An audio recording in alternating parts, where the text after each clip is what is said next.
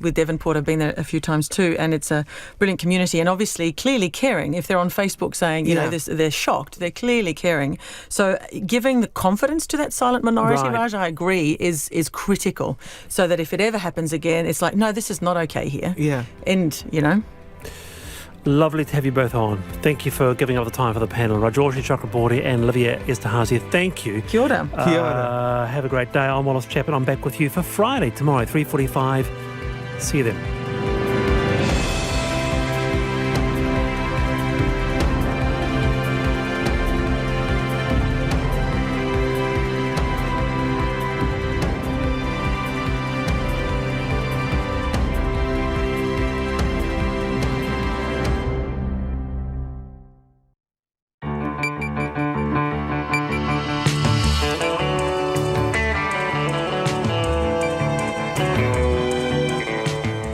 Whakarongo mai koe ki te reo irirangi o Aotearoa. This is Checkpoint on RNZ National. I'm Lisa Owen. In Haere nei, residents in 2 Otago towns with contaminated drinking water will be offered free lead tests next week. But who's responsible for the delay in telling them something was wrong? Another community case of COVID-19 connected to the Pullman hotel. The DG of Health joins us live. COVID's put the crunch on car parts, delaying some vehicle repairs for weeks. There's nothing to toot about when it comes to Wellington's pipes, so what is the fix? The man accused of galloping onto Trentham racetrack is in court. Which MP's doing drag for the Pride festival that kicks off tonight? And forget the humble porridge breakfast, could oats be moving up the food chain?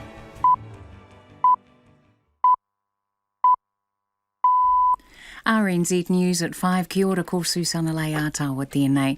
Residents of the Otago towns of Waikouaiti and Karitane will be offered blood lead testing from next week after elevated levels of lead up to almost 4 times the safe amount were detected in the town's water supply. A no-drink notice was issued for residents of the 2 towns north of Dunedin on Tuesday.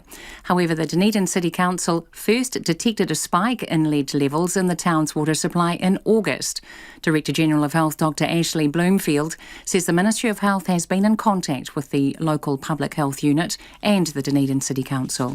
What they are planning to do is to offer blood lead testing to the populations of the two places affected, and they're just working through the logistics of doing that, standing that up next week.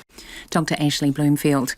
The COVID-19 Response Minister has confirmed Pfizer is contractually required to deliver the first batch of vaccines by the end of March. MedSafe has granted provisional approval of Pfizer's COVID-19 jab, which has already been given to millions around the world for use here. The government has purchased 1.5 million vaccines from Pfizer and BioNTech, enough for 750,000 people. Chris Hipkins explains what exactly is expected from Pfizer by the end of March. We've agreed an indicative delivery schedule with them that would have, 226,000 doses arriving in the first quarter. COVID-19 Response Minister Chris Hipkins. And New Zealand could be sent nearly 250,000 doses of the AstraZeneca COVID-19 vaccine before July as part of its deal with an international alliance. The COVAX scheme has released a provisional breakdown of what countries are set to receive, but the final delivery will depend on a range of factors, including regulatory obligations. MedSafe has not yet signed off on the AstraZeneca vaccine, having only received an application in recent days. An independent review has found evidence of sexual harassment by 8 former staff at Auckland University of Technology and heard more than 200 complaints of bullying. The review published today says the university's complaints process for harassment and sexual harassment is inadequate. Our education correspondent John Gerritsen reports. The university commissioned the review by QC Kate Davenport after 2 senior staff were last year accused of and admitted sexual harassment of their colleagues. Today it apologised to all staff and students who had been subjected to bullying and other forms of harassment and promised to do better. The review says there's evidence of bullying among staff at the university, though there's no evidence that sexual harassment is currently a problem. Ko John Gerritsen tēnei. The Prime Minister says the government will never be able to come to Waitangi and claim perfection on its record for Māori, but it will keep tackling the challenges. She's confirmed the 24th of June next year as the first Matariki public holiday, but critics say Māori are more in need of action in housing, health and justice. In her fourth appearance as Prime Minister at Waitangi, Ms Ardern said the government has made progress on ihu mātau and on oranga tamariki, but she acknowledged the failure to settle with Ngāpuhi and entrenched problems that still face Māori. Maori astronomers will use the stars and moon phases to set a different date for the Matariki public holiday each year. It comes after the Prime Minister Jacinda Ardern announced the first public Matariki holiday for the 20th to the 22nd will be on June the 24th. While it will always be on either a Friday or Monday, the public holiday will change each year depending on the position of the stars and moon. The Matariki Advisory Group Chair, Dr Rangi Matamua, says Matariki is about coming together and connecting with the environment. It's about acknowledging the different parts of the environment, remembering those who have passed, celebrating where we are in the present and planning for the future. And I couldn't think of a better reason for us to come together in the middle of winter and relax and spend time with each other and celebrate. Dr Rangi Matamua says the group is now working to establish dates for the next 30 years. It's 4 minutes past 5. Getting to the final of the Test Cricket Championship by default is not the way Black Caps skipper Kane Williamson wanted to make it, but he's excited at the prospect of leading the New Zealand team out onto Lords come July's final. Australia's decision to not tour South Africa has guaranteed New Zealand a place in the final, and Australia will now have to await the outcome of the series between England and India to find out whether they'll make it. Williamson says the situation's unfortunate for Australia, but the Black Caps have done everything required of them.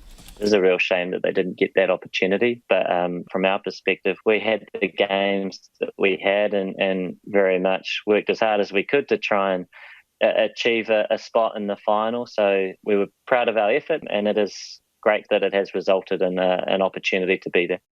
Meanwhile, the dates of Bangladesh's tour here next month have been moved back a week, with New Zealand Cricket saying logistical challenges due to COVID-19 have forced the change. The tour now coincides with the White Fern series against Australia and will allow for double headers in Hamilton, Napier and Auckland. Brighton and Hove Albion have continued their giant killing run in English football's Premier League. After toppling Tottenham Hotspur in their last outing, Brighton have beaten defending champs Liverpool 1-0. Manchester City extended their lead at the top of the competition with a 2-0 victory at Burnley, while Leicester City had a 2-0 win at Fulham. That's the news. A commitment from Pfizer. We are currently on track to have the first batch of doses delivered to New Zealand by the end of March. And New Zealand's ready to vaccinate. We have been redoubling our effort to make sure that if the vaccine comes sooner rather than later, we are ready to start vaccinating. But Air New Zealand warns disruptions will continue. We're going to see quite a bit of starting and stopping and starting and stopping, but it doesn't mean that we can't operate. Start your day with morning reports, weekdays from 6 on air and online. Now, the short forecast from Met Service to midnight tomorrow. Northland to Waikato, including Coromandel. Isolated showers developing this evening, clearing south of Auckland tomorrow afternoon, but cloudy periods remaining. Bay of Plenty, Central North Island High Country and Waitomo to Kapiti, mainly fine. Cloudy periods tomorrow in Western Bay of Plenty and south of Taranaki. Gisborne to Wairarapa and Wellington, cloudy periods. Isolated showers north of Wairoa, but occasional showers developing in most places tonight. Nelson, fine weather. Bulla, cloud increasing, isolated showers developing this evening. Westland, Fiordland, Marlborough, Canterbury and Otago, except Clutha, mainly fine, but areas of morning and evening cloud, especially for Canterbury. Isolated showers about the Kaikoura coast tomorrow night. For Southland and Clutha, fine weather. Chatham Islands, showers, some possibly heavy this afternoon. RNZ National at 7 minutes past 5. Thanks, Susanna. Kia ora, this is Checkpoint and I'm Lisa Owen. Residents in the two East Otago towns affected by water contamination will be offered blood tests from next week. Authorities are still trying to pin down the source of the elevated lead levels in the water supply of Waikouaiti and Karitane. At the same time, Dunedin City Council and Southern DHB are pointing the finger at each other over who made the call not to alert the public immediately. The council's admitted the first test showing elevated levels of lead came in August, but the public, councillors and even the Mayor of Dunedin only found out on Tuesday when a no-drink notice was issued. Timothy Brown has more.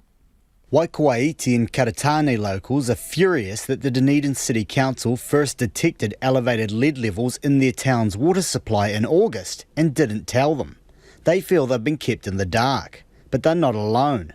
RNZ confirmed today that not only was the public not alerted to the concerning test results, but neither were members of the Waikouaiti Coast Community Board, Dunedin's councillors, or even Mayor Aaron Hawkins, all of whom learned of the issue on Tuesday. It is certainly disappointing, and I would have expected to know sooner. But that's an internal issue. It doesn't make any material difference to the communities who are affected. Waikouaiti Coast Community Board Chair Alistair Morrison says he's deeply disappointed council staff didn't alert him to the issue until about an hour before going public. One of the problems that's happening now, of course, is there's all sorts of bits of information, some of it's incorrect, floating around on Facebook and various other things. So people are finding snippets of information here, there and everywhere, and it's circulating around and people are totally confused. Last night's revelation of the August test showing elevated lead levels followed news on Tuesday that the response was delayed because a council staff member's email sat unopened while they were on leave. 6 of 90 tests over the last 6 months have shown elevated lead levels, with the highest reading almost 4 times the acceptable level. Residents want answers and an apology. I think the situation out here is appalling, and it shows a certain lack of care, I think, by the Dunedin District Council. They should have acted far sooner. And, we don't want it. Of course, we don't want a knee-jerk reaction. We just want honest answers, which will then enable us to do something. I think there should be, moving forward, there needs to be a public meeting. And I think they should be doing blood testing to see what levels are showing in people. Totally disappointed it took so long for them to notify us. I think that's an absolute shambles. Who leaves their emails, unattended for 6 weeks or whatever it was? Yeah, no, it's disappointing. Very poor on the council's part. Even the Otago Regional Council, which is now investigating the cause of the contamination alongside the Dunedin City Council, was only alerted on January the 18th, more than 5 months after the initial spike in lead was detected.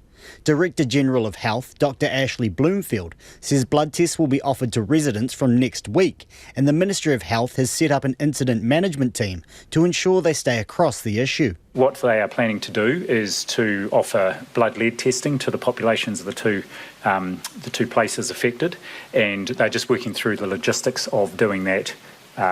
Standing that up next week, which I think is an absolutely appropriate thing to do. The Medical Officer of Health down there, Dr Susan Jack, is driving that. But why didn't council staff advise the public of the elevated lead level?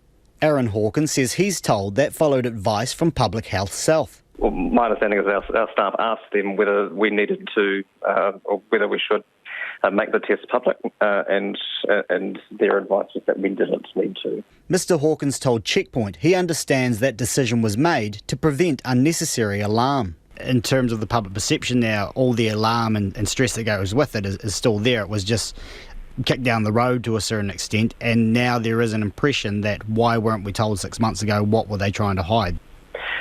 And that is entirely understandable, but those are questions that are best put to Public Health South, in my view, who were providing the advice that our staff were acting on.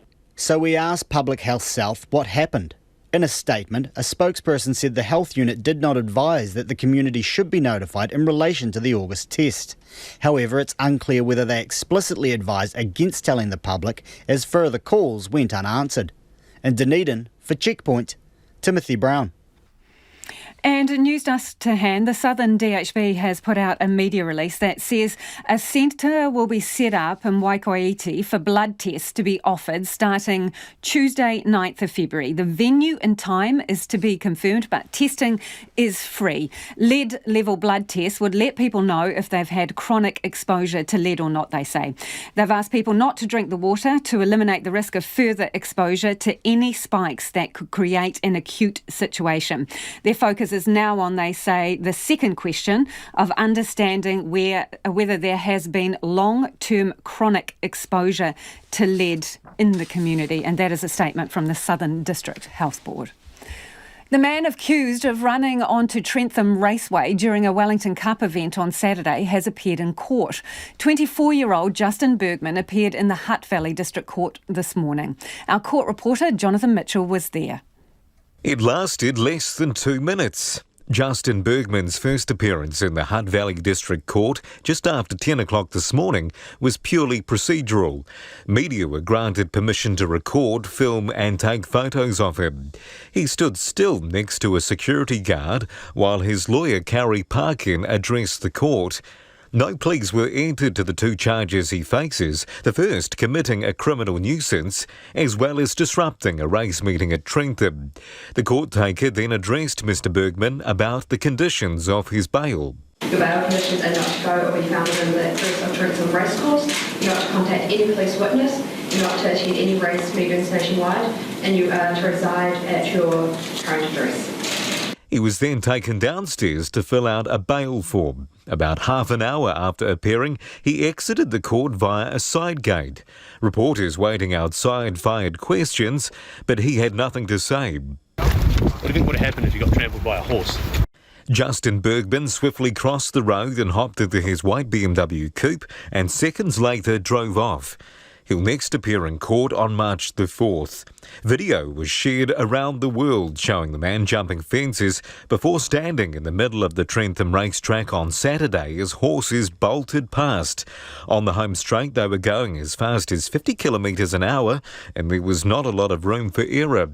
The racing industry was shocked, saying it's a very rare thing to happen and is reviewing security at racecourses around the country, with recommendations expected in the next few weeks. No horses or humans were injured or killed during the incident. For Checkpoint, called Jonathan Mitchell. And it's almost 5:15. You're with Checkpoint on RNZ National. Another person linked to the Pullman hotel outbreak has tested positive for COVID-19. The new case is the mother of the child who tested positive with the South Africa strain of the virus last week. The father and child were moved to the Jet Park quarantine hotel, but the woman had been self-isolating at home. The Director General of Health, Dr Ashley Bloomfield, joins me now.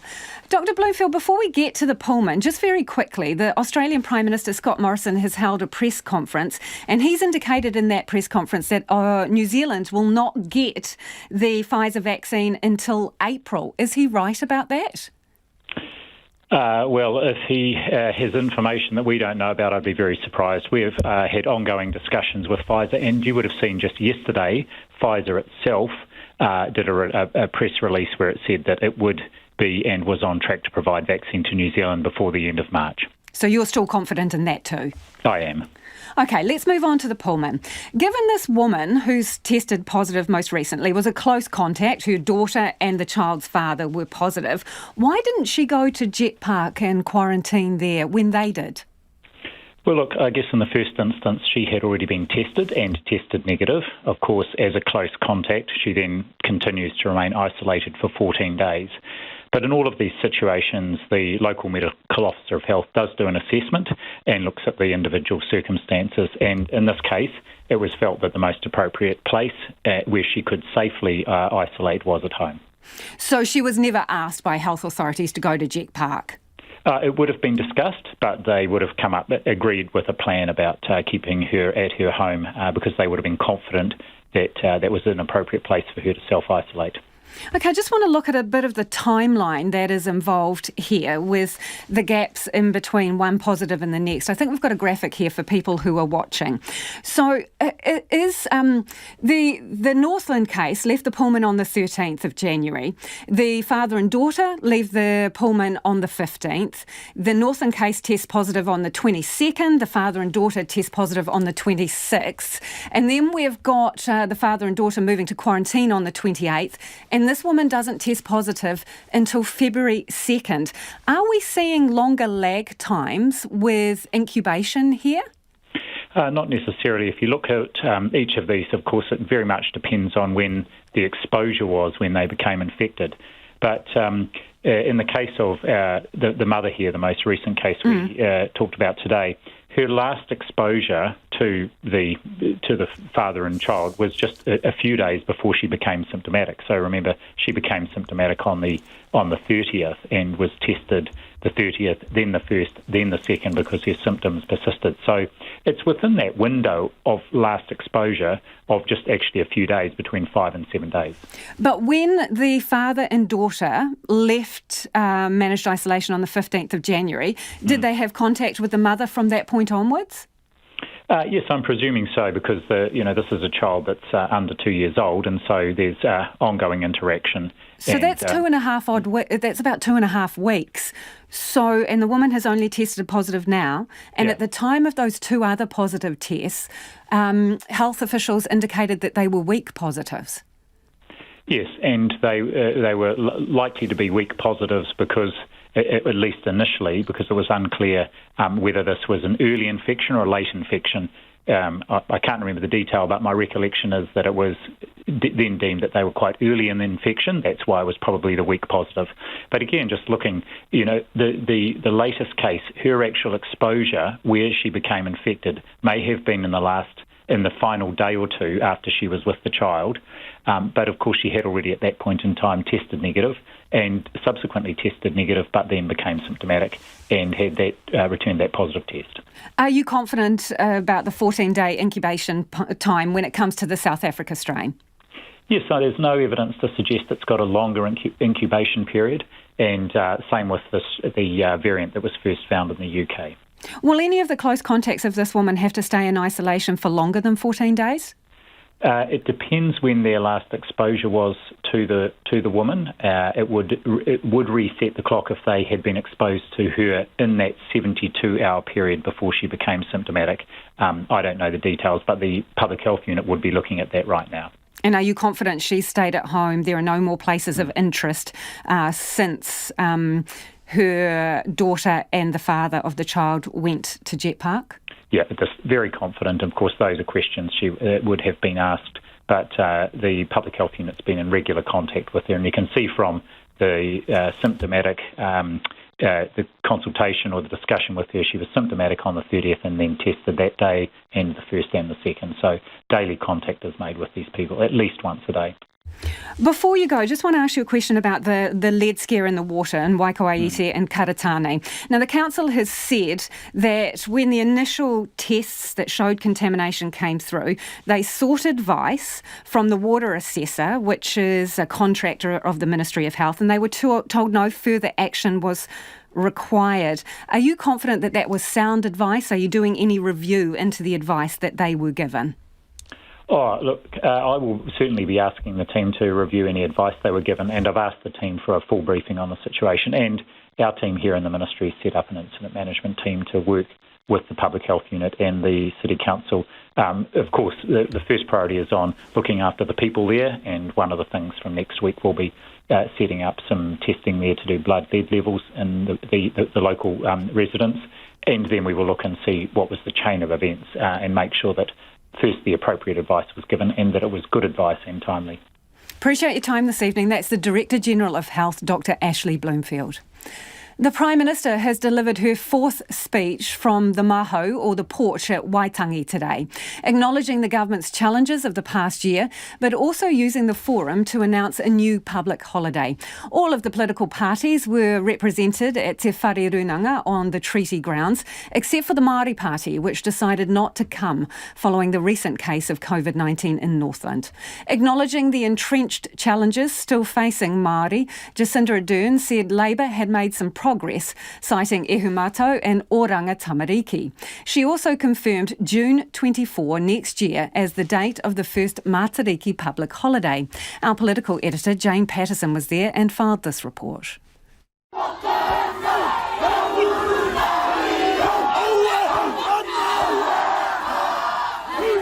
The kōwhiri was as fierce as usual, but the message from Ngāpuhi was slightly more muted, perhaps due to COVID. The local speakers raised the perennial problems of the high rates of Māori imprisonment and suicide and poor outcomes in health and education, home ownership and homelessness. Jacinda Ardern cited the challenges that were facing the government this time last year. There were clouds above us, and there were clouds that were looming. We at that time had not yet found a path forward on Ihumātao. There were significant concerns around the track of Oranga Tamariki. We had not yet settled with Ngāpuhi. And she acknowledged the problems that still exist. Decade-old challenges around unemployment, around housing, around corrections, around inequality. Now, we worked hard on these in the last 3 years. And in Oranga Tamariki, for instance, I genuinely believe that we can make the change that you are seeking and that you are asking for.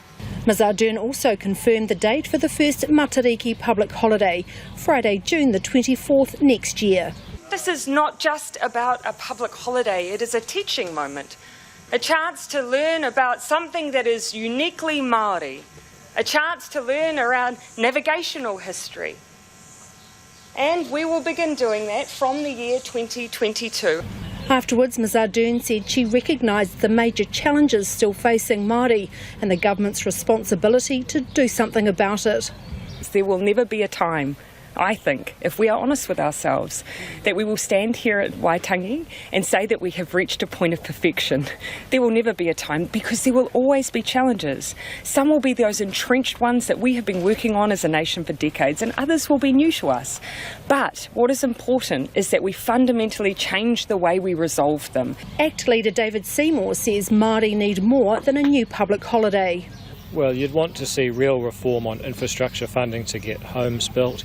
You'd want to see real reform on education to give genuine choice to those currently missing out. You'd want to see better lawmaking and a growing economy so there's opportunity for people that don't have it right now. Those are the really hard metrics because frankly if you're already truant from school or you don't have a job, an extra public holiday makes no difference to your life. Speaking for the National Party on the Marae, National Shane Reti suggested the treatment of all women leaders should be reconsidered and a local leader indicated that may happen next year. Leader Judith Collins was also to have given a speech from the Mahu, but effectively, after the formalities were over, a speech she decided not to deliver. There was an unfortunate decision, but we've now dealt with that in a very positive light for next year, and I think that's a good message for every young woman out there that there are ways to deal with this, and one of the ways to deal with it is what Shane did. Ms Collins was asked about the government's record on delivering for Māori. Well, I think if you look at something like dental health for Tamariki, she could do a really good job of putting that in place, taking our policy and putting it in place. That would be the really smart thing to do. And secondly, it would be the right thing to do. Later this evening, Nanaia Mahuta will deliver her first major speech as Foreign Minister, laying out how she intends to position New Zealand in the challenging global environment, not the least of which balancing relations between the US and China. At Waitangi for Checkpoint, Jane Patterson.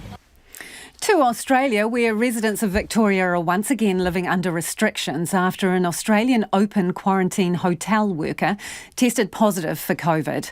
Authorities are assuming the worst and that the virus has spread, with hundreds of people encouraged to self-isolate. But speaking earlier today, State Premier Daniel Andrews confirmed that so far the worker's close contacts had returned negative tests. Overnight testing of the 26-year-old Noble Park man's close family contacts, the people he lives with and family members he'd spent time with, they have come back, those two tests have come back negative. So that is very positive news. Early stages, but that is very positive news. He has 20 primary close contacts. We've been able to contact and speak with and give advice and direction to 19 of those 20. So that's a very quick response, and we will find that 20th person throughout the day and put a public health response around that person. What this will mean, though, is that many hundreds of people will have to isolate at home, and this is again that proven method of the case, the primary close contacts and secondary close contacts, those three rings, if you like. That's the most important part in terms of, yes, inconveniencing and locking down many hundreds, perhaps even thousands of people. but not having to put in place rules that affect millions more. The early signs are many people have come out to get tested, and I'm very grateful, deeply grateful to every single one of those people. That's how we will bring control to this. That's how we will suppress this. That's how we will remain safe and remain open. With more on the situation, ABC reporter Elias Kleur joins me now. Elias, how concerning is this? Well, good afternoon to you. So the government has touted its hotel quarantine program as the strictest and perhaps the most hard line in the world. So there is a real mystery as to how this 26-year-old quarantine worker actually contracted virus. Now, as you said, government authorities are assuming the worst and that it's the UK strain of the virus which is highly infectious, and so it can be contracted in a number of innocuous ways. But after a review of CCTV footage by health authorities, it's still not clear how this worker contracted it. And today the Chief Health Officer said it's extremely unlikely that this person didn't get infected in the community. So they're going through more footage to see how it could have been contracted by this worker. As the Premier mentioned just then, several hundred people now will have to go into isolation. Many more, hundreds of, perhaps thousands of people today are getting tested. Those testing sites have been in for significant criticism because those lines are long and people are waiting for hours just to get tested. So the pathology labs will certainly be inundated today. And what other restrictions are you facing? Well, new restrictions have been introduced last night. The Premier came out at 10:30 yesterday saying for people not to panic, although the opposition leader here said it seemed as if the Premier was doing just that. But he introduced two new restrictions. They included masks to be mandatory in all indoor settings. They were previously just mandatory in supermarkets and on public transport. He also said that indoor gatherings were now down to 15 from 30. Now, of course, Melburnians were subjected to one of the hardest and longest lockdowns in the world. It lasted about 115 days. It included a curfew. It included radius restrictions. So Victorians are very, concerned about the idea of more restrictions being imposed. So the Premier is just, playing it safe at this point. But it'll be interesting to see if there's any more infections and what he'll do from there. Yeah, so what is it going to mean for the Australian Open? Obviously, it's going to have some effects on warm-up games, but they'll be, trying desperately to keep this on or not? That's right. Well, there's a number of different elements to this. So firstly, the tournament director, Craig Tiley, spoke about half an hour ago, and he said that there'll be no disruption to the Australian Open itself. All the warm-up games that were to be played today have been cancelled, but those warm-up games will resume tomorrow. Now, most of the Australian Open players have left hotel quarantine, but about 550 have been asked to get tested and isolate once again. They've, of course, already gone through 14 days of quarantine. So it doesn't look like there'll be any disruption to the actual tournament, which gets underway on Monday, unless that is someone tests positive. But there is a question as to whether this tournament should have gone ahead at all, given that there's been a worker who was in the hotel that's contracted quarantine, and there's been a number of players as well as their entourages who've contracted the virus overseas and brought it back into Australia. So I think there'll be a question as to whether this tournament should have gone ahead at this point in the year. Elias, the other thing is Scott Morrison in his press conference today, he seems very chipper about your vaccine rollout and was saying he's got himself, another 10 million Pfizer vaccines on the way? That's right. Straight after getting off the phone with the newly elected United States President Joe Biden, he addressed the media and briefly spoke about his discussion with the president, but then went straight on to the fact that the health minister had secured 10 million more doses of the Pfizer vaccine, which has been approved by the TGA here. He's also, prior to that, secured about 50 million doses of the Novavax and the AstraZeneca vaccine. That hasn't been approved yet here in Australia, but the expectation is by the federal health authorities that all Australians, including refugees and temporary visa holders, will be vaccinated by sometime this year. So, as you said, the government very chipper about the vaccination prospects here in Australia. Great to talk to you, Elias. Elias Clure there joining us from the ABC on the quarantine situation in Victoria and that press conference with Scott Morrison saying they're getting 10 million more Pfizer vaccines and that they're going to get underway before New Zealand. He also said he doesn't think New Zealand was getting its vaccines until April.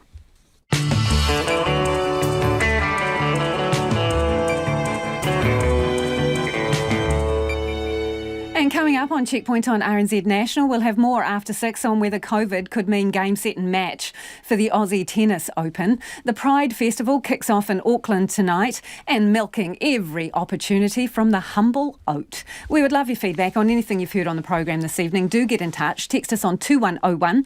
You can tweet us at Checkpoint RNZ or send us an email, checkpoint@rnz.co.nz. Time now, though, for the headlines with Susanna. Blood testing is offered to residents of the eastern Otago towns where elevated levels of lead were found in the water supply. Authorities are trying to pin down the source of the lead in Waikouaiti and Karitane. The Southern District Health Board says a centre will be set up in Waikouaiti to begin blood testing from Tuesday next week. A community meeting will also be arranged so residents can learn more about the health implications of lead. The COVID-19 Response Minister has confirmed Pfizer is contractually required to deliver the first batch of vaccines by the end of March. MedSafe has granted provisional approval for Pfizer's COVID-19 jab for use here. Chris Hipkins says it's been agreed that 226,000 doses will arrive in the year's first quarter. The Director General of Health doesn't expect any other close contacts linked to the Pullman hotel outbreak to test positive for COVID-19. The mother of a child who tested positive for the coronavirus after leaving the managed isolation facility has also tested positive. As a close contact, the woman was self-isolating at home but has now been moved to the Jet Park quarantine facility. The Prime Minister says the government will never be able to come to Waitangi and claim perfection on its record for Maori, but it will keep tackling the challenges. She's confirmed the 24th of June next year as the first Matariki public holiday, but critics say Maori are more in need of action in housing, health and justice. In her fourth appearance as Prime Minister at Waitangi, Ms Ardern said the government has made progress on ihu mātau and on oranga tamariki. An independent review has found evidence of sexual harassment by 8 former staff at Auckland University of Technology and heard more than 200 bullying complaints. The university commissioned the review by QC Kate Davenport after 2 senior staff were last year accused of and admitted sexual harassment of their colleagues. Today it apologised to all staff and students who had been subjected to bullying and other forms of harassment and promised to do better. Those are the latest news headlines from RNZ National. Our next news and weather update is at 6. Thanks, Susanna. If you're just joining us, this is Checkpoint and I'm Lisa Owen. And we've got a quick traffic update now on the Auckland Southern Motorway. A breakdown is blocking the right lane southbound after Newmarket Viaduct, just before Market Road. Motorists are being told to expect delays. And further north, there are reports of a crash on State Highway 1 in the Carmore area, just north of Whangarei. Motorists are asked to follow directions of emergency services and delays are likely in that area too. Time to get to the business news now with Nicholas Poynton. Nicholas, what is the late Christmas present for warehouse shareholders? Yeah, the country's biggest retailer has announced that its shareholders are going to receive a special dividend, and they made this announcement shortly before midday today. They say shareholders will get 5 cents per share after what was a bumper Christmas trading season.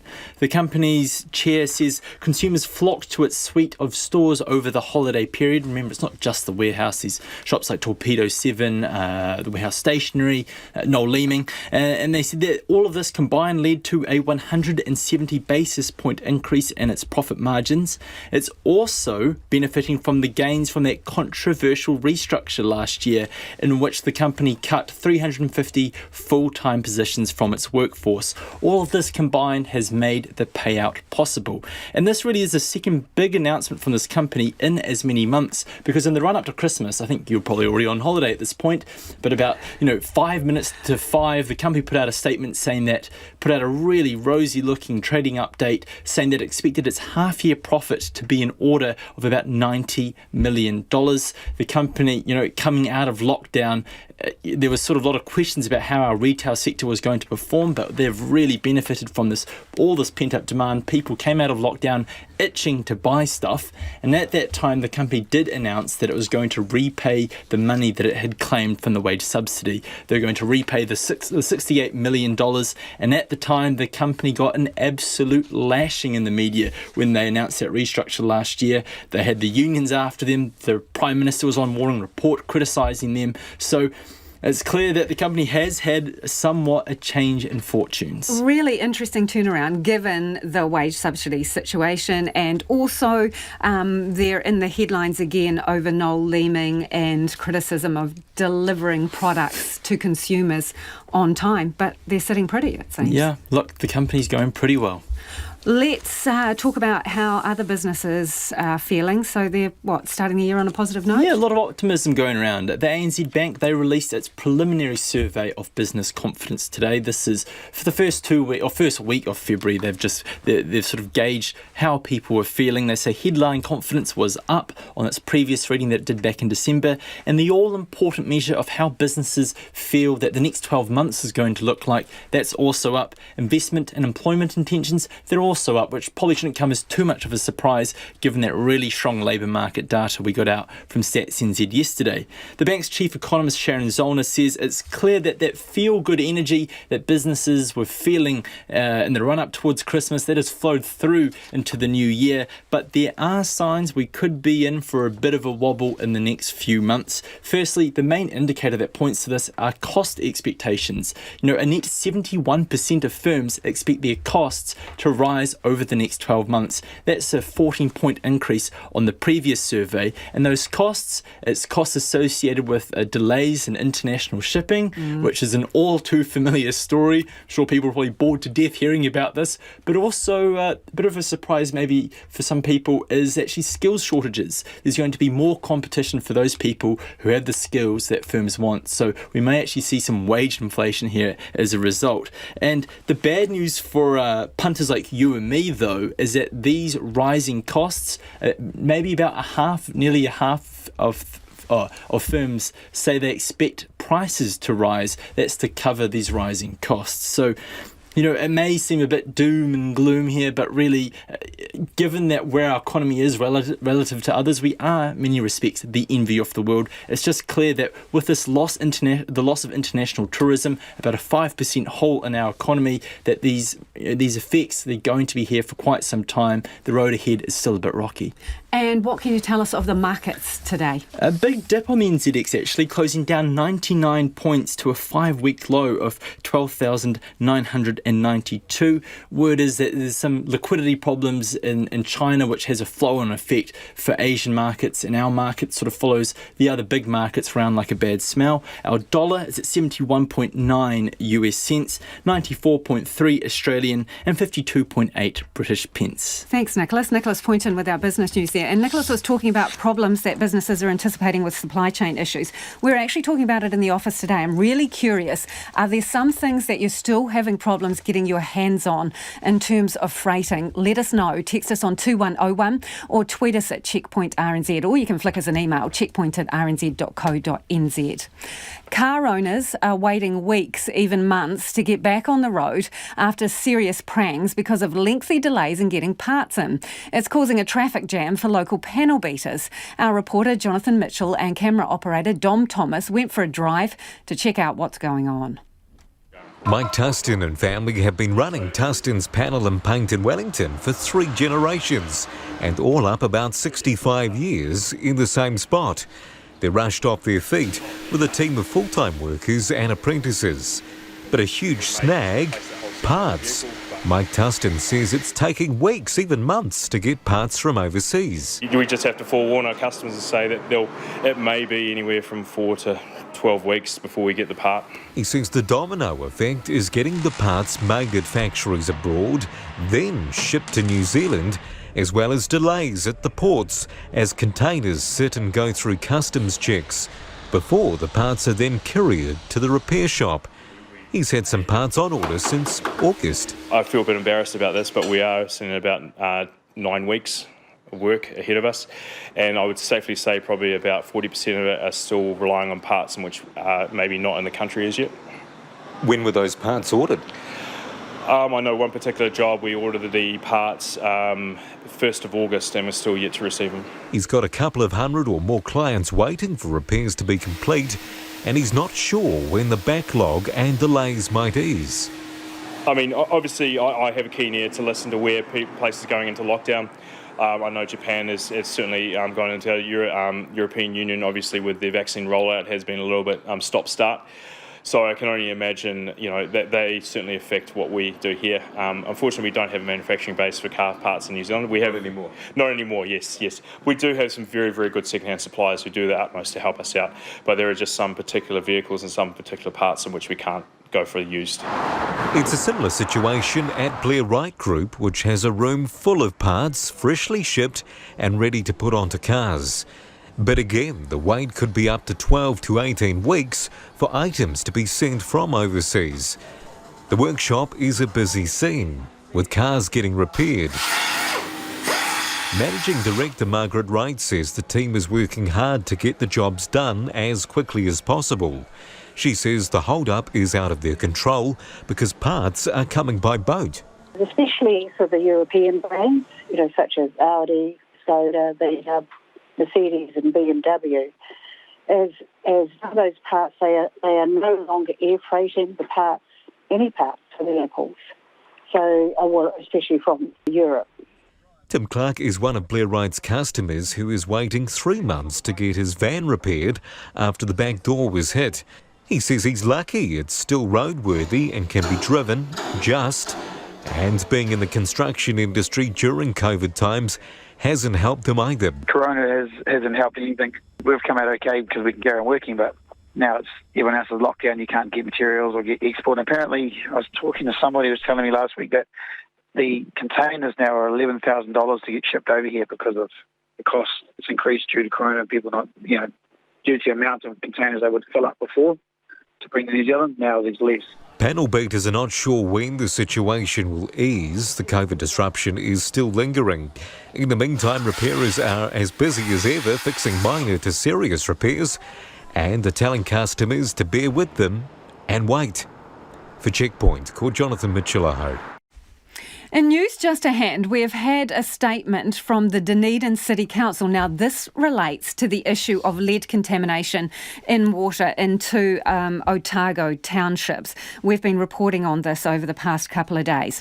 Now, the statement says one of the intermittent spikes in lead levels, a sample taken on 8 December 2020, was incorrectly stated in one earlier radio interview, that was on this show, to be 4 times the acceptable level, right? It turns out that the person from the Dunedin City Council got his numbers wrong. It is not 4 times the acceptable level, it is 40 times the acceptable level. So just to recap there, the sample taken on the 8th of December 2020 showed lead levels that are 40 times the acceptable level for drinking water. We are trying to get someone to talk to us about this from the Dunedin City Council, as we have been doing all day. We'll bring you the latest as we get it. The oat industry is hoping to capitalise on the popularity of oat milk, with plans to build a plant-based milk factory in New Zealand. Growers, processors and retailers flocked to a farm near Gore today to talk about the future opportunities of the grain. Hugo Cameron reports. Porridge, Anzac biscuits, crumbles, a rolled oats slice. There's many ways to use oats. One way growing in popularity is as a milk alternative, and the oat industry here is now hoping to tap into that market. Donald Bennington from Harraways, New Zealand's only major oat miller, says the rising popularity of dairy alternatives presents new opportunities. It's brilliant because oats is the new sort of food that everyone wants. Oat milk in particular appears to have more of a future going forward than the other types of non-dairy milk. So that's very encouraging, and even just more use of oats surprisingly, they've been around for hundreds of years and really just taken off again now, so that's good. While we grow oats here, we can't currently turn them into oat milk on a mass scale.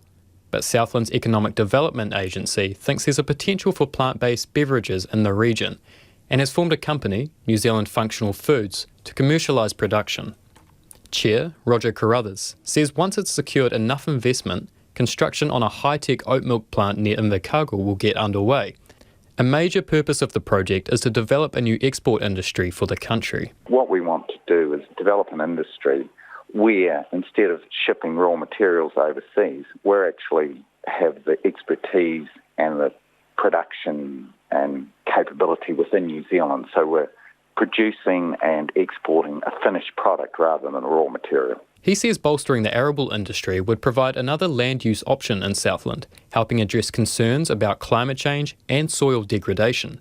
Mr Carruthers says they'll have their core investment from warehouse founder and startup investor Sir Stephen Tyndall, and he reassured growers today that they'll have the means to get the facility built. What we really want to get the message across is that now we've actually got the core, the cornerstone investment behind it, and we've got the resources behind that, and we've got a clear path forward, and it is actually something that will happen now. At the meeting, new varieties of the grain were discussed. Donald Bennington says the industry will need to make sure it can cater to growing demand. There's quite a breeding program in behind this with a view to getting better quality oats, higher yields, satisfy the requirements, emerging requirements of oat milk.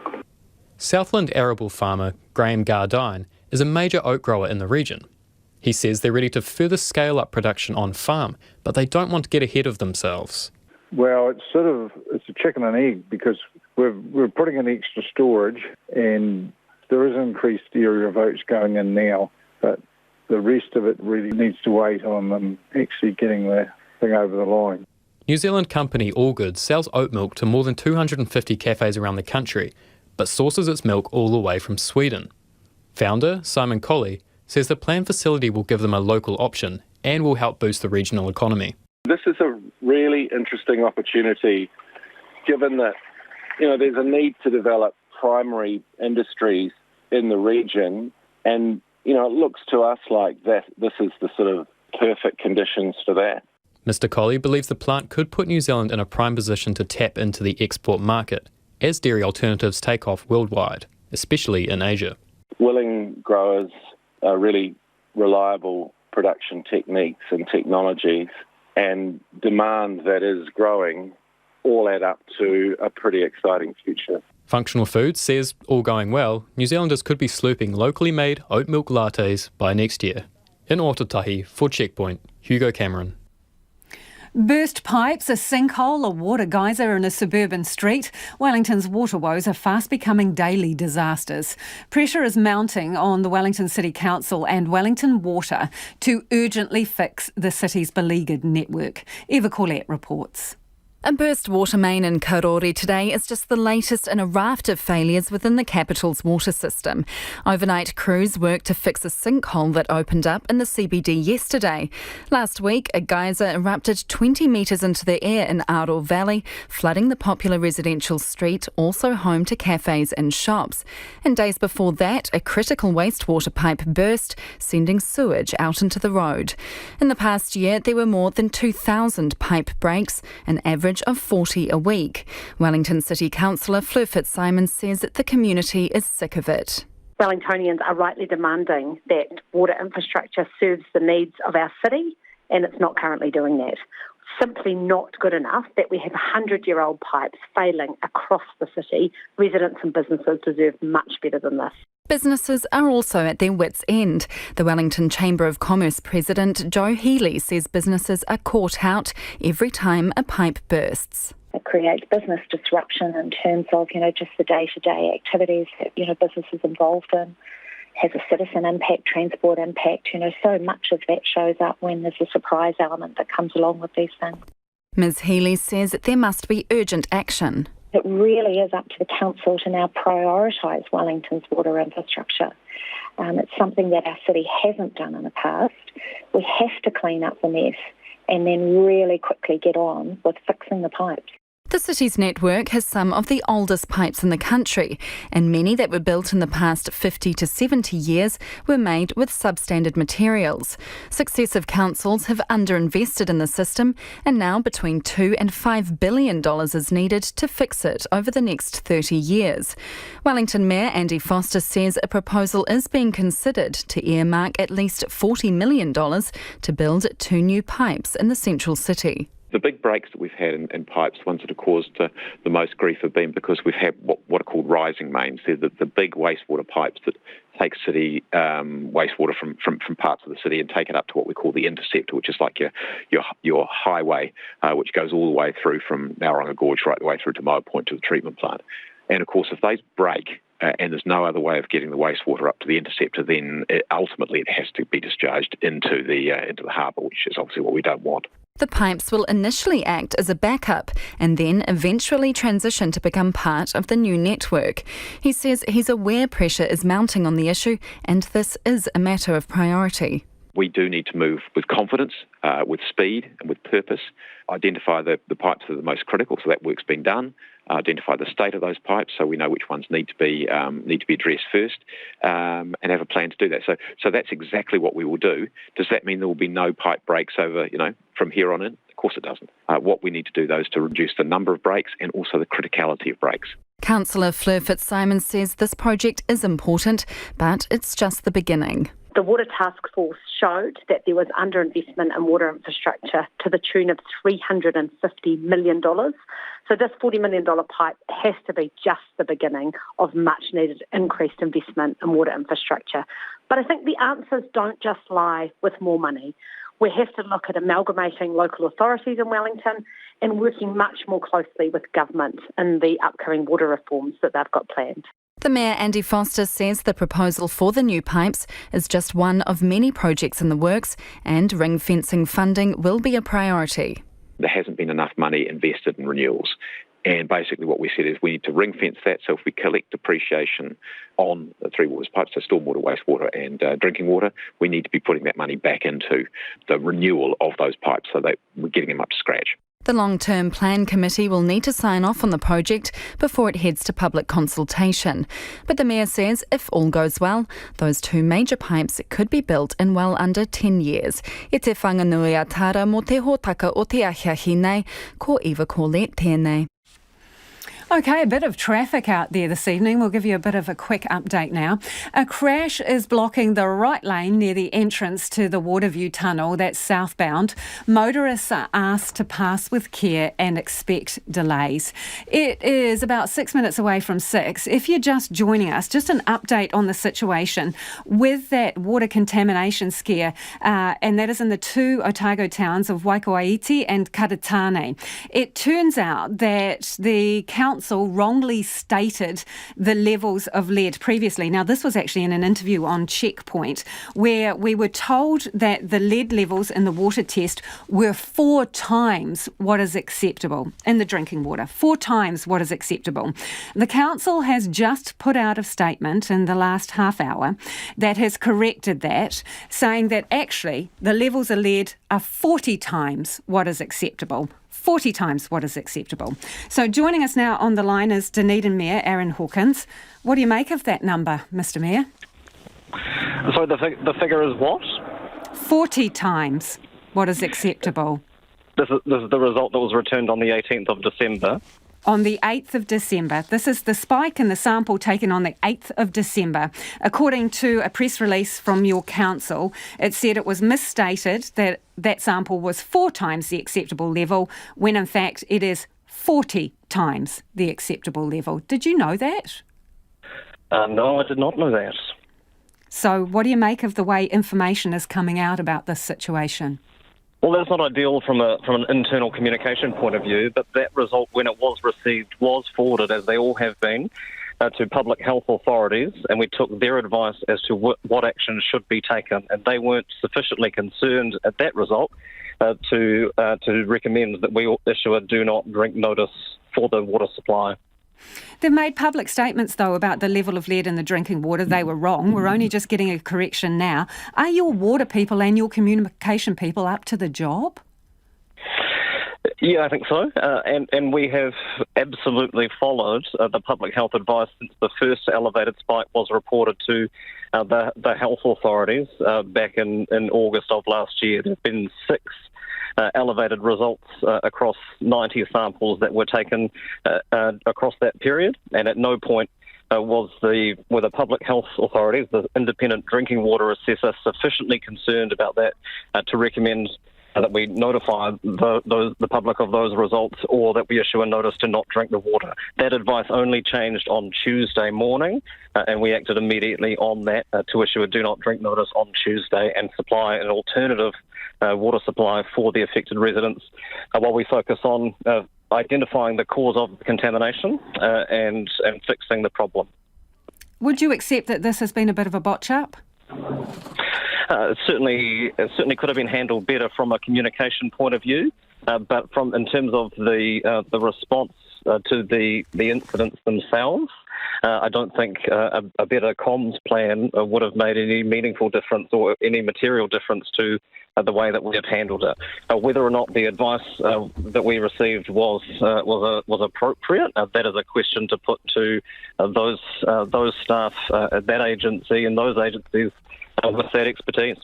We're about 2 minutes away from the news, so I want to get through some things quickly. What is the working theory here? What have you found out about where this is coming from? We sent helicopters up to fly the catchment to look for areas of interest. Some of those have been identified and have been forwarded on to the Otago Regional Council. They are the authority with responsibility for monitoring the source of the water supply, which is the river itself. What are the areas of interest? What have they spotted? I don't think that would be helpful to speculate on this point until those investigations have reached a more productive conclusion. It's not speculation in the sense that you have identified some areas of interest. What are those areas of interest? I'm not going to comment on those. Those are currently being investigated and worked through with the regional council staff. So what areas exactly has the helicopter been flying over, and what information have they been gathering? Taking pictures, video, what? I don't know what their material gathering technique was, but they flew because it is the source material. The source water is from the river itself. It is obviously managed at a catchment level, and so they have flown the catchment looking for sites of interest that can be investigated and try and get to the bottom of this as soon as we can, so we can identify what the source of the contamination is and get onto the job of fixing it. Very quickly, an answer in a word, please. Have you let the people in these 2 towns down? This is definitely distressing and disruptive, and from a communications point of view, it could have been handled better. But in terms of the public health response, the adequacy of that is best left to those with that expertise. Thank you for your time. RNZ News at 6. Ngā mihi nui ko Susana Leata tēnei. Dunedin City Council is now admitting that one of its failed lead sample tests had in fact returned a level almost 40 times the acceptable limit. Previously, it had said the test sample taken on 8th of December 2020 was only 4 times allowable levels. The test relates to a sample taken at Waikouaiti Golf Club in East Otago. The council says on the same day there was a smaller spike, also above the allowable limit, recorded at the nearby Karitane Bowls Club. The Dunedin Mayor Aaron Hawkins only learned of the corrected figure when interviewed on Checkpoint just a short time ago. He admits the whole ordeal could have been handled a lot better from a communication point of view. Director General of Health Dr Ashley Bloomfield has said blood tests will be offered to residents from next week, and the Ministry of Health has set up an incident management team. The Director General of Health is confident the first batch of Pfizer and BioNTech vaccines will arrive in New Zealand by the end of March. The pharmaceutical company is contractually required to deliver its first shipments of the jab here by the end of the first quarter. But Australian Prime Minister Scott Morrison has this afternoon indicated New Zealand will not receive the Pfizer vaccine until April. Ashley Bloomfield says he has seen nothing to suggest that's the case. If he has information that we don't know about, I'd be very surprised. We've had ongoing discussions with Pfizer, and you would have seen just yesterday, Pfizer itself did a press release where it said that it would be and was on track to provide vaccine to New Zealand before the end of March. Dr Ashley Bloomfield. The Prime Minister says the government will never be able to come to Waitangi and claim perfection on its record for Māori, but it will keep tackling the challenges. She's confirmed the 24th of June next year as the first Matariki public holiday. But critics say Māori are more in need of action in housing, health and justice. Here's our political reporter Charlie Drever. In her fourth appearance as Prime Minister at Waitangi, Ms Ardern said the government has made progress on ihumātao and on oranga tamariki.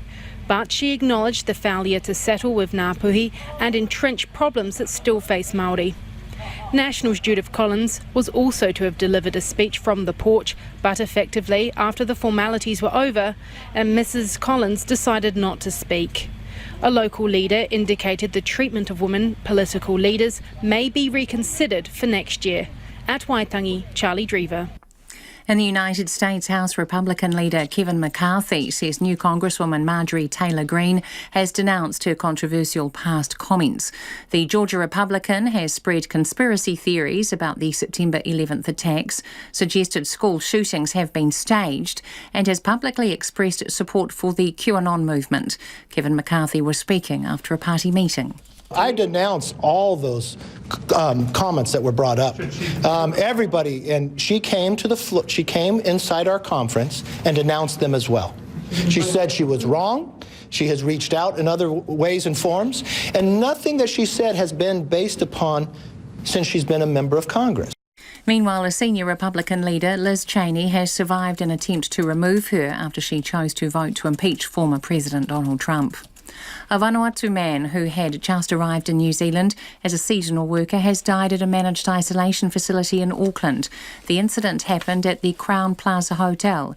Chen Leo reports.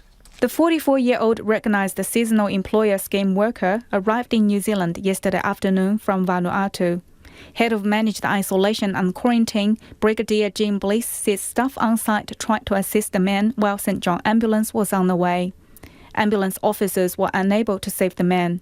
His death is not considered to be COVID-related and has been referred to the coroner. The police have notified next of kin. Support is being offered to all people in the facility, including the 155 other seasonal workers who arrived with the man. A marine outlet pipe measuring hundreds of metres is being put down at Auckland's waterfront as part of a water quality improvement project. The City Council says the St Mary's Bay area project reached a major milestone with the arrival of the 460-metre pipe. Project manager Stephen Scard says the project is part of a series of wastewater and stormwater upgrades aiming to reduce overflows and clean up Auckland's inner city beaches. The main goal of the project is to significantly reduce wastewater flows into the Waitemata harbour, and the aim here is to reduce it from 100 times per year at 2 beaches down to 20 overflows. Stephen Scard from the Auckland Council. It's 5 minutes past 6. An elbow injury has cut short Kane Williamson's return to provincial cricket, but the Black Caps captain expects to be ready for the Australians later this month. Williamson has been prolific for Northern Districts in the domestic T20 competition during his brief stint and is still hopeful that the side can sneak into the finals without him. Williamson has been advised to take a week off to rest his elbow with a busy international season ahead. Australian Tennis Open officials maintain the first Grand Slam of the year will start as planned next Monday, despite a worker at one of the Melbourne hotels used for quarantine players testing positive for COVID-19. Organisers say players and support staff who underwent quarantine in the Grand Hyatt Hotel, where the infected man worked, will have their obligatory tests for the new coronavirus completed by this evening. However, Victoria's Premier has warned it's an unfolding situation and things can change, while Australian player Nick Kyrgios is urging his fellow competitors to keep things in perspective. I'm not going to complain. It's not about me. My mum's incredibly sick. If she gets COVID, then, do you know what I mean? There's too much risk in all this. I don't understand why it's so hard for tennis players to understand, you're just a tennis player. Do you know what I mean? It's not life and death like this is. Nick Kyrgios. The head of the Tokyo Olympics Organising Committee, 83-year-old Yoshiro Mori, says he may have to resign over comments he made about women if it calls for him to do so strengthen. Mori caused an uproar when he said meetings with women take too long because of their speaking time, which was annoying. That's the news. Tonight on Nights, Alison Balance explores the 3D printers designing the next generation of wastewater filters. Not a moment too soon as far as Wellington's concerned. The In Huang explains why China's building a wall along its border with Vietnam. And physicist Bill Williams searches for real-life equivalents to the time-travelling technology of the Christopher Nolan blockbuster Tenet. That's Nights with me, Brian Crump. Back to the Future. In other words, after the news at 7 on RNZ National. Now, the short forecast from Met Service to midnight tomorrow. Northland to Waikato, including Coromandel. Isolated showers developing this evening. Clearing south of Auckland tomorrow afternoon, but cloudy periods remaining.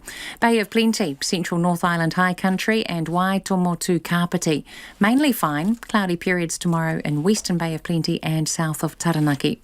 Gisborne to Wairarapa and Wellington. Cloudy periods with isolated showers north of Wairoa, but occasional showers developing in most places tonight.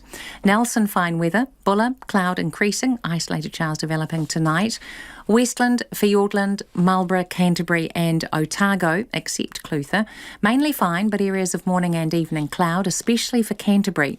Isolated showers about the Kaikoura coast tomorrow night. For Southland and Clutha, fine weather. Chatham Island showers, some possibly heavy this evening. RNZ National, it's 8 minutes past 6. Thanks, Susanna. Kia ora anō. This is Checkpoint and I'm Lisa Owen. The lead levels found in water in 2 East Otago towns was 40 times the allowable level in drinking water at its worst, not 4 times as they initially suggested. In the last hour, Dunedin City Council has corrected the figures given during an interview on Checkpoint this Tuesday. Waikouaiti Coast Community Board Chair Alastair Morrison joins me now. Alastair, when did you find out that they'd got the figures wrong and it was in fact 40 times the acceptable level of lead? That particular piece came to us about half an hour ago. I got a call from your PA, or whoever she is, telling me about it, and I've just come back into my office and I see there are media releases here from the DCC, the things they normally send to community boards and councillors. So, what do you think about it? Looks like a bit of simple arithmetic going wrong, but it's very, very strange because this one reading seems to have come from the Waikouaiti end of the network, and one at the other end in Karitane seems to have been the 4 times, not the 40 times. So there is a little bit of investigation required here. What do you think it's going to do for people's confidence, though? Because there's already people who are concerned about the level of communication and the speed at which this has been dealt with. Now, some pretty fundamental mistakes in some very important figures. What is it going to do for people's trust in the council and the people handling this? Yeah. Well, for the community, their view of the council at the moment is not very high at all. This could have been handled better, and I think the council themselves would agree with that. We're not particularly happy as a community board that we knew nothing of this until Tuesday. And one would have thought that earlier in the piece, maybe a few weeks back, somebody might have said, look, there might be a problem, it might not be, but here's the heads up. But nobody told us anything. And that's probably not really as good as it could be. Do you retain confidence in the people at the council managing the water? They're a pretty good bunch of people, the water team, and this thing's hit them out of the blue. They knew nothing about this until they got these latest samples. They are doing all their investigations, but there's something very, very strange here. If there had been consistent results, then there would be something in the river, presumably. But these results are just spikes, so there's something very, very strange. I know they're doing all their investigations. We've passed on some comments from the community to them, just to have a look at as well, and we're really, really keen to find out what's going on. It looks like we may have a public meeting in Waikouaiti shortly so that we can get the water department out to speak to the locals and clear up all these misconceptions. What information did you pass to the council? Oh, things like people duck shooting, maybe the bullets are lying in the river and, stuff like that. Have you been provided with a working theory? The Mayor has told us that the helicopters that have been flying over investigating possible theories for contamination have identified sites of interest. Have you been told what those are? No, I don't know anything. But I knew there was a helicopter flying over the river, but we don't know anything about where they were going, who was in it, or what they were doing. Obviously, the quality of water in these towns is not new. There's been complaints about it before. I mean, how good is the water generally? The water scheme for Waikouaiti, Hawkesbury Village and Karitane is a separate one. It's totally separate from the City Council one that also serves the villages of Waitati and Wellington, which are north of Dunedin. This particular water system has had issues for quite a while. The water quality has not been great. The water pipes have not been great.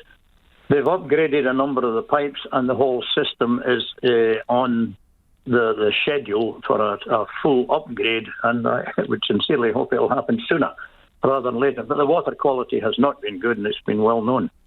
So will you get tested when they set up next week with the free blood lead tests? Well, I don't live in Waikouaiti. I live closer to Doctor's Point, which is further south. But if there's a public meeting tomorrow night, I'll be taking a bottle of water. And do you think, having spoken to people, that there will be a significant demand for those tests? How worried are people? I would think so. We've got two of our community board members who live in the area in Waikouaiti and Karitane, and they're doing an absolutely first-class job of keeping in touch with the community, feeding back to us any comments that they do have. Sonia Billiards, the local community worker in Waikouaiti, and she's fielding a huge number of calls from people. So people are very, very concerned. They're not at all happy with the way this has been handled. Neither are we. But it is what it is at the moment, and all we can do now is get stuck in and find out what the problem is and see if we can fix this. And the idea of the public health people doing lead tests, that's really, really good, and I'm sure there'll be a large uptake. Appreciate your time this evening. That's Alistair Morrison, and he is the Waikouaiti Community Coast Board member there, talking about the problem with lead contamination in the drinking water for two towns there. Before we move on, a traffic update. There's been a crash on State Highway 1 in Wellington, just north of Johnsonville, near the Johnsonville off-ramp. The road is closed to northbound traffic. Initial reports indicate the crash involved a car and a motorcycle. Waka Kotahi is asking motorists to detour via the Johnsonville off-ramp and expect northbound delays. Maori astronomers will be using the stars and moon phases to set a different date for Matariki public holiday each year. The Prime Minister promised to make Matariki a public holiday if re-elected, and today she announced the first celebration will be on the 24th of June 2022. But it hasn't been easy for the group of Māori astronomers and navigators tasked with finding the right date. Mediana Johnson has more. The rising of Matariki, or the star cluster known as Pleiades, marks the Māori New Year, which usually falls near the end of June and beginning of July. However, some iwi, like those from Taranaki, celebrate Puanga, a different star constellation, as Matariki is not visible from their rohe. Bringing that mātauranga Māori or knowledge of the stars together is the Matariki Advisory Group, which will decide on the future dates for marking the occasion. The group is led by Dr Rangi Matamua, a tūhoe astronomer and leading expert in this field. He says they're using a different measure of time for calculating the date for Matariki. It's associated with the moon phases and the lunar months and different environmental factors, as opposed to the Gregorian calendar that we universally follow today. Provided the conditions are good, Matariki is visible in the sky from around June the 20th to July the 8th. Dr Matamua says the public holiday will be different each year, although it will always be on a Friday or Monday and either in June or July. However, he says the messages of Matariki will always be the same.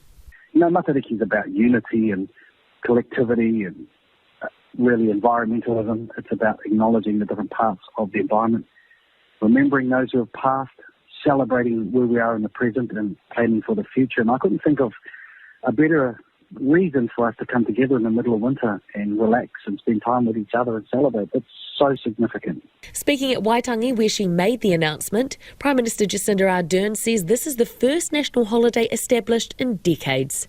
Waitangi was the last. Now we have pledged to add Matariki. This is not just about a public holiday, it is a teaching moment, a chance to learn about something that is uniquely Māori, a chance to learn around navigational history. Laura O'Connell-Rapera led the campaign for Matariki to become a public holiday and wants celebrations to be unique to the iwi and hapu of each region.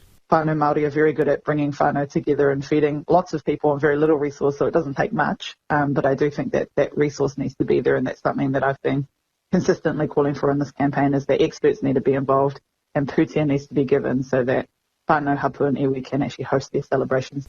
The work isn't over yet, as the advisory group must set the dates for the next 30 public holidays. Astrophysicist Dr Pauline Harris says it's challenging but rewarding. It's just beautiful to have this variation and these nuances. Now, not everybody has to use the same star. You know, in terms of something that gives us a unified holiday, we do have to kind of choose a date that's around about that works for us. I mean, Puanga will be up, so the holiday still is after the rising of Puanga and the rising of Matariki. She is looking forward to marking the day by taking part in a Matariki celebration, which includes honouring the different stars. Some of them represent food in the sky or in the upper tops of the trees. Some represent the food in the land, in our seas and in the fresh water. And so some parts of the ritual have to do with having food from those realms or those areas, and then cooking that food and letting the steam be lifted up into the sky and to feed the stars. Legislation will be introduced later this year to amend the Holidays Act to officially add Matariki. Mo te hōtaka o te Ahiahi, ko Miriana Johnson, DNA. It is 18 minutes past 6 and you're with Checkpoint on RNZ National. The military in Myanmar is continuing to tighten its grip on power after it staged a coup earlier this week. Today, the former de facto leader Aung San Suu Kyi has been accused of illegally possessing a set of walkie-talkies, which officers claim they found in her residence. The BBC's Jonathan Head reports. As the shock of Monday's coup recedes, its opponents are finding their voice. Doctors in hospitals across the country have launched a red ribbon campaign of civil disobedience, refusing to work with the military authorities. Other state workers are also planning their own acts of disruption. But the country's new rulers are consolidating their hold on power, filing criminal charges against Aung San Suu Kyi and ousted President Win Myint. The police charge sheet states that Miss Suu Kyi is being prosecuted for having unauthorised walkie-talkies in her home, a comically trivial offence, but any criminal conviction is enough to bar her from political office. Most of her party's MPs have now been released from detention in the capital Naypyidaw, where they had been expecting this week to take their seats in the new parliament. They must now work out how they can best oppose the coup with their leader behind bars. This situation is everybody who voted for us. Are they very upset?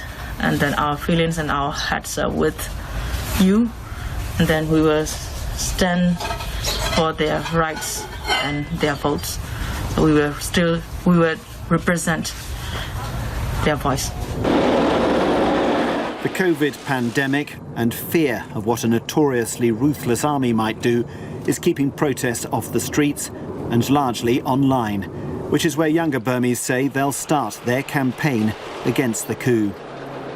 We are protesting since day one, since the first hour actually. We are protesting in our own way, and 2021, we are in 2021, things have changed a lot. We have digital devices, we have digital power, we have digital space. It's quite different than in 2007 or 1988. That won't be enough to discomfort the military, which has already warned people not to post anything on social media that might disturb public order. Their big problem is still Aung San Suu Kyi. They've tried and failed to neutralise her for more than 30 years. Her popularity today is remarkably undiminished. Whenever the generals do allow the Burmese people to vote again, they don't want her taking part. And that was the BBC's Jonathan Head reporting. Now let's return to our earlier story, this mystery of the lead contamination in the water supply of 2 East Otago towns. We've been talking a lot about this. And Lindsay joins us now, Lindsay Smith, who was heading through or to Karitane. Lindsay, what have you seen on your travels? I was just heading home from Christchurch back to Dunedin, listening to your program, and as I passed the Karitane turnoff, just sort of surprised to see, I think there's 5 water care city trucks, and they've got the contract for Dunedin's water supply, and a digger and big rolls of pipe, where I think the water pipe for Karitane goes through the swamp, and it looks like they're digging up the pipe. Whether they're getting ready to replace it, I really don't know, but it just looked a strange thing to be doing at this time of night, and I wonder if that's got anything to do with where stuff's been leaking into the pipe. So, Lindsay, you're on what, State Highway 1, is it? Yep. Just past the Karitane turnoff, there's an area of low-lying land off to the left, which is quite tidal, where the Karitane estuary comes in, and I'm almost sure that that's where the pipe goes through. My memory's not what it was, but I was actually involved in designing the original Karitane water scheme back in the 60s, which I think has been replaced since then. So I've got a vested interest in what's going on in the little town. And you'd know a water pipe when you saw it? Oh, yes. I wonder, and I try not to be a grumpy old man, but, you know, I do feel a bit disappointed at the communications, and I wonder if they found something in doing it. Are they waiting till they fixed it, till they report it, or why aren't they being upfront with us? What kind of volume of pipe can you see there, and how many workers? Yeah, well, there was 5 trucks and a digger. So, you know, given the way things work these days, that's probably 5 people, 1 a truck. And the pipe, there would be, I don't know how many metres. It certainly looks like a 50 to 100 metres of about 6-inch, 150 mil pipe. So it looks like the sort of water main you would expect for a town like that. Appreciate the call, Lindsay. That's Lindsay Smith there, who was heading past the turnoff to Karitane there and has noticed some activity around the water pipe. We'll try and get to the bottom of it. The hugely popular Eurovision Song Contest was one of the many events lost to the pandemic in 2020, but organisers are vowing it will take place this year. However, it definitely won't be show business as usual, as the BBC's Jonathan Savage explains. Rotterdam for real. That is the plan, but this promo video is rather out of date. Reunited friends embracing, bustling bars and cafes, and, well, fans enjoying a festival of music. Welcome to Rotterdam. A phrase you probably won't be hearing in May unless hearing on TV counts. Eurovision 2021 will not be normal. That's the warning from organisers who say a live audience, that unmistakable party atmosphere, is unlikely. But they do hope dozens of acts from all across Europe, plus Australia, will be able to appear on stage and entertain the millions watching at home. Martin Osterdahl is the executive supervisor of the Eurovision Song Contest. We're very grateful for the renewed commitment and the backing from the City of Rotterdam and the ongoing support from all the members, the participating broadcasters. We hope that we will all be able to meet in Rotterdam in May, and we will all do all we can in the coming weeks to achieve this. But with the situation ever changing, we're taking time now to ensure that we can host the song contest in the best and safest possible way. So what does that actually mean? Well, there are 3 potential scenarios. The favoured one is a socially distanced event with as many artists as possible performing live. A second option is for the hosts and interval acts to come live from Rotterdam, but recorded performances from competitors. And option 3, a lockdown Eurovision with everything on tape. The Dutch government says all artists and delegations will be allowed to enter the Netherlands, but strict safety measures, including frequent COVID testing, will be put in place. And that report was by the BBC's Jonathan Savage. Tonight marks the opening of the Pride Festival in Tāmaki, Makaurau, which runs until the end of the month. The gala is taking place tonight at Q Theatre's Rangatira and is completely sold out. Rehearsals for tonight's kick-off event were in full swing today. Our reporter Alice Stewart and cameraman Dan Cook went down to have a look. The lights are about to beam down on Auckland's Queen Street for tonight's Pride Gala. There are a mammoth 203 events taking place in all corners of Tāmaki Makaurau for Auckland's Pride Month. With its largest program ever, Auckland Pride has added over 150 events, showcasing the diversity and excitement of the city's rainbow communities to come together to celebrate and fight for progress. Max Tweedy is the director of the Pride Festival and says it's all about representation. People have become a bit complacent since 2013. Marriage equality, they're like, oh, it's okay to be gay and that sort of stuff. But I think what is kind of missing in that conversation is the conversations around our transgender diverse community, our intersex community, but also, our Māori, Pacifica and migrant rainbow communities as well, along with our disabled queer communities. And so, that's why we've come up with Karanga Atu, Karanga Mai as the festival theme. It's about a collective call for change and calling out to our community and having them calling back to us about what's important to them and what they want to see during the festival. There's so much progress to be made, and so this is about us, painting Tāmaki Makaurau rainbow, but allowing our community a platform to call out and ask for the change that they want to see. Most of the events are free or koha entry. Max Tweedy says he wants to make things as accessible as possible. We're incredibly excited about kind of expanding access for our communities all around Auckland to participate in Pride. So we've kind of opened the doors to allow more people to come in and share their stories, share their community, share their art. The local MP, Chloe Swarbrick, will host tonight's gala event and will make her drag queen debut tomorrow. She told Checkpoint why she decided to get involved. As somebody who grew up not necessarily identifying bisexuality, I think primarily because obviously when you operate in a heteronormative society, you're like, well, I like the opposite sex, so that's cool, and that must just be normal. So you can easily segregate and put in a box, or the closet, proverbially, that other part of yourself. And I think the thing about Pride is enabling that exploration of one's identity, which in turn is ultimately what is necessary to be happy. So I hope that Pride is an opportunity for people to reflect on who they are and our society's capacity to be better and more inclusive. Manchester-born Bryony Skillington is performing in the gala tonight as her alter ego, Ms. Lady B. She loves being able to express herself through drag. I've been involved in Pride as like a little bit part or like a singer or whatnot each year. But this is like a massive opportunity to be a little bit more loud and a little bit more proud, I guess. It is special to many people, and I think it's not just about being queer, it's about celebrating human beings, and it is an expression of love as well, and I'm very proud to be who I am. Pretty soon, this theatre will be filled to the brim with audience members ready to celebrate Auckland's Pride Festival.